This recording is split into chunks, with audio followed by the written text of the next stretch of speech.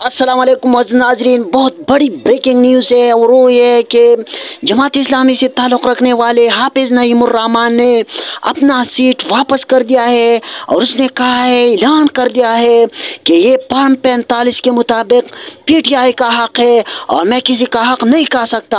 हाफिज़ साहब, आपकी जुर्रत, बहादुरी और ईमानदारी को पाकिस्तानी कौम सलाम करती है कि आपने जो काम कर दिया है, आज दस्तबरदारी का ऐलान कर दिया है अपनी सीट से कि ये मेरा हक़ नहीं है, ये पीटीआई ने फॉर्म 45 के मुताबिक जीती है, मैं किसी के हक़ पर डाका नहीं डाल सकता और ये सीट वापस करता हूँ और इसे दस्तबरदारी का ऐलान करता हूँ।